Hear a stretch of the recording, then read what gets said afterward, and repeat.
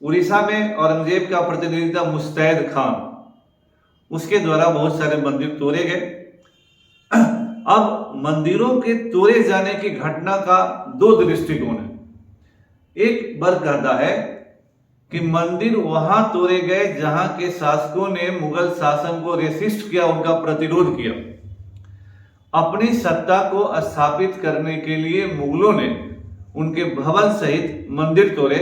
जिस तरह आज कुर्की जब्ती होती है, कोई क्रिमिनल अगर सत्ता की बात नहीं मानता है तो उसके घर का चौखट उखाड़ लिया जाता है, उसको चैलेंज किया जाता है कि तुम्हारी औकात है तो बचा लो।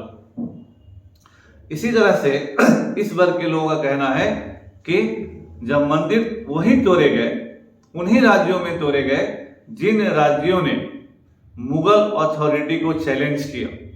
अब आप इसको ले सकते हैं कि हमारा हिंदू राज था तो वो कौन हुआ, लेकिन मुगल बादशाह थे, वो पूरे भारत पर रूल कर रहे थे, इस सत्य से कौन इनकार करेगा। तो वो लेजिटिमेट शासक थे, है ना।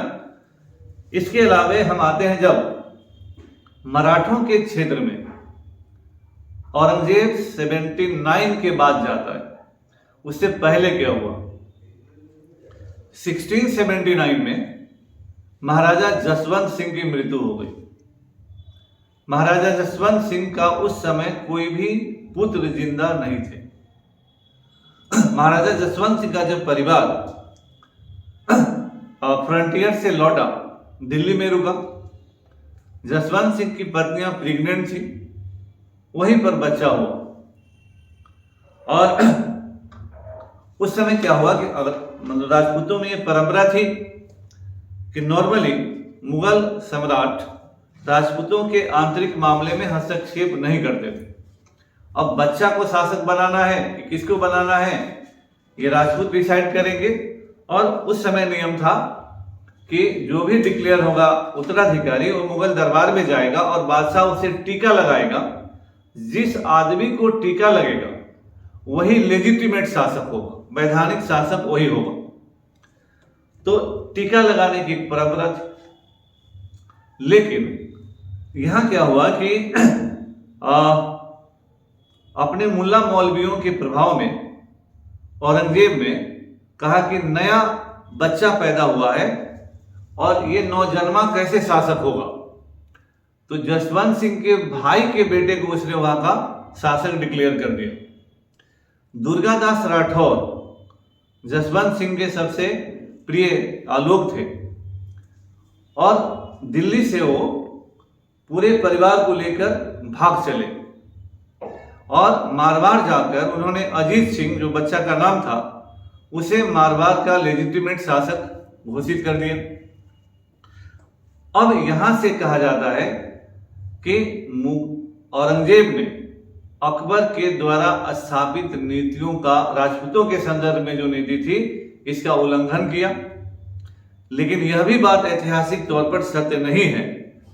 अकबर ने भी कई राज्यों में अपने मन के लोगों को शासक बनाया, लेकिन चूंकि अकबर के जमाने में माहौल अलग था, इसलिए अकबर के हस्तक्षेप को हंसी खुशी का हस्तक्षेप माना गया और औरंगजेब के हस्तक्षेप को राजपूत विरोधी, हिंदू विरोधी हस्तक्षेप के तौर पर इन्फ्लेट किया गया।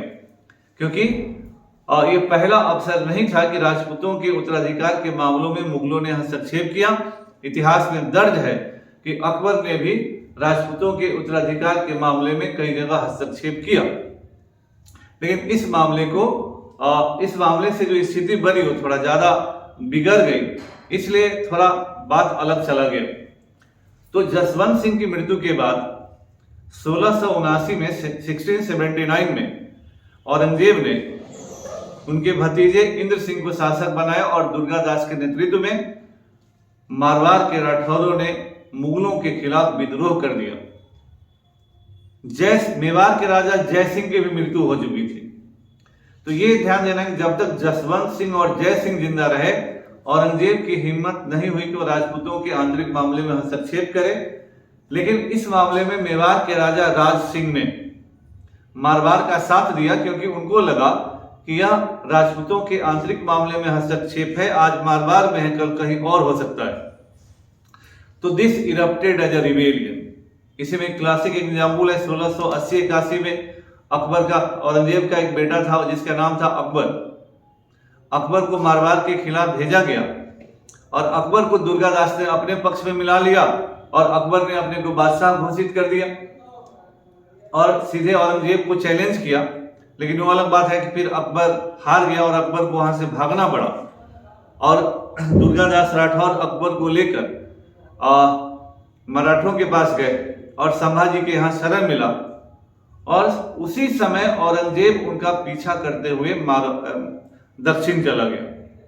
तो ये ध्यान इतिहास पे देना है कि 1679 के बाद औरंगजेब उत्तर भारत में नहीं है, उसके बाद वह दक्षिण भारत है और फिर लौटा नहीं और 1707 में दक्षिण भारत में ही उसकी मृत्यु हो जाती है। यह एक ऐतिहासिक तथ्य को बार बार नजरअंदाज किया जाता है। इस दरमियान 1681 से 1687 तक मारवाड़ में रिबेलियन होता रहा, लेकिन आगे चलकर 1701 के आसपास अजीत सिंह ने अपनी अथॉरिटी मारवाड़ में रिगेन कर ली।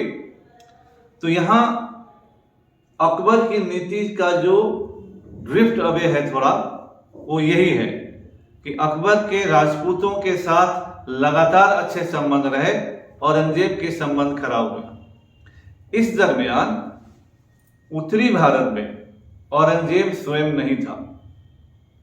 जो भी कदम उठाया गया, और उस जमाने में हॉटलाइन नहीं था, आप याद रखिए, मोबाइल नहीं था, फोन नहीं था, लोग हरकारे थे, सब कुछ था, लेकिन उस तरह की बात नहीं थी। इस पीरियड में उत्तरी भारत में विशेषकर राजपूताने में मंदिरों का विध्वंस हुआ, इसमें कोई दो राय नहीं थी, क्योंकि राजपूतों ने मुगलों के खिलाफ, औरंगजेब के खिलाफ विद्रोह किया और विध्वंस हुआ और अच्छी संख्या में मंदिरों को विध्वंस हुआ। यह एक वर्ग कहता है कि पनिशमेंट एंड वार्निंग नीति था, दूसरा वर्ग हिंदू विरोधी कहता है कि हिंदुओं के मतलब वह हिंदू विरोधी था इसलिए तोड़ा गया। लेकिन यह विद्रोह, राजपूतों का विद्रोह और एक शासक के द्वारा उसे दबाने का प्रशासनिक और सैनिक उपाय, यह भी देखे जाने की जरूरत है, उसको भी नजर में रखने की जरूरत है। दक्षिण में जहां तक मंदिरों का और दक्षिण नीति का सवाल है, औरंगजेब सुन्नी था। शुरुआत में औरंगजेब मराठों को कंटेन करना चाहता था, इसलिए वह बीजापुर, गोलकुंडा वगैरह से सहयोग चाहता था। बीजापुर, गोलकुंडा या दक्षिण के जो राज्य थे वो सिया राज्य थे। सिया राज्य होने के नाते उनका नेचुरल सहानुभूति ईरान के शासक के साथ थी। औरंगजेब का मानना था कि यहाँ का सर्वशक्तिशाली शासक मैं हूं और इनकी स्वामी भक्ति ईरान के शासक के प्रति कैसे हो सकती है। इसलिए यहाँ अथॉरिटी को इंसर्ट करने का बात था। जहां तक बीजापुर गोलकुंडा का बात है, बीजापुर गोलकुंडा वालों ने मराठों के को कंटेन करने में इसका साथ नहीं दिया। जब औरंगजेब दक्षिण पहुंचा तो औरंगजेब के डर से अकबर इंडिया छोड़कर भाग गया पर्सिया, फिर चला गया मक्का। तो और अकबर तो भाग गया, उसका बेटा। इसके बाद औरंगजेब ने सबसे पहले बीजापुर और गोलकुंडा को जीता और उसके बाद वह 1689 में संभाजी को पराजित करके मार डालता है। 1689 से 1707 मराठों का इंटरनल रिबेलियन है। इस दरमियान औरंगजेब ने बड़ी संख्या में मराठों को मनसबदार बनाया ताकि मुख्य लोगों पर नियंत्रण किया जा सके। राजा राम का विद्रोह बहुत ज्यादा दिन मतलब चला, लेकिन उस तरह से प्रभावशाली नहीं था, क्योंकि राजा राम को सभी मराठों ने अपना नेता नहीं माना। तो मराठवाड़ा में सभी तरह विद्रोह होता रहा। इसीलिए इतिहास में कहा जाता है, जिस तरह से स्पेनिश विद्रोह यानी स्पेनिश अल्सर नेपोलियन के लिए घातक सिद्ध हुआ, उसी तरह से कहा जाता है कि डेक्कनी अल्सर औरंगजेब को ले डूबा और उसी विद्रोह में 1707 में मर जाता है। लेकिन फिर यहां देखना है कि जिस औरंगजेब ने बड़े पैमाने पर मराठों को अपनी सेना में शामिल किया, तो क्या उन्हीं मराठों से, उन्हीं हिंदू मराठों से उसने दक्षिण के मंदिरों को ध्वस्त करवाया? ये देखने की बात है। 1689 तक निश्चित रूप से बहुत सारे मंदिर तोड़े गए होंगे, इसमें कोई दो राय नहीं। लेकिन इस पूरे डिस्कशन में कहीं से ये नहीं कहने का मतलब है कि मंदिरों का तोड़ा जाना उचित था। कोई भी गलत काम गलत होता है, लेकिन किसी भी काम को राइट पर्सपेक्टिव में देखना भी उतना ही उचित है। इसीलिए औरंगजेब को एक शासक के रूप में पहले देखिए, जो भारत पर रूल कर रहा था, और वह अपनी हर नीति को हर तरह से लागू करवाना चाहेगा और अपने खिलाफ होने वाले विद्रोह को वह हर तरह से कुचलना चाहेगा। तो इस दृष्टिकोण से सभी कदमों को देखा जाना जरूरी है। और अंत 1679 में वह जजिया तभी लागू करता है जब हिंदुओं से व्यापक विद्रोह का सामना करना पड़ता है और उसे मुस्लिम कट्टरपंथियों का समर्थन चाहिए होता है। पुनः मैं एक तुलना करना चाहूंगा कि जब वीपी सिंह की गवर्नमेंट जा रही थी तभी मंडल कमीशन जिस तरह से लागू हुआ, मैं इतिहास में उसी तरह से तुलना करता हूं कि जिस तरह से औरंगजेब के खिलाफ हिंदुओं का विद्रोह सब तरफ हुआ, तब 1679 में उसने जजिया लागू किया और सारे कट्टरपंथी मुसलमानों के समर्थन को अपने पक्ष में करने के लिए उसने ऐसा किया कि सब अशासक करते हैं, और डेमोक्रेसी हो या राजतंत्र हो। इसीलिए मेरे इस तीनों वीडियो का कोई उद्देश्य नहीं कि धार्मिक रूप से कोई बात हो, हम इतिहास की बातों को आपको सामने रखते हैं और इन बातों को आप देखिए और अपने से डिसाइड कर सकते हैं। Thank you very much.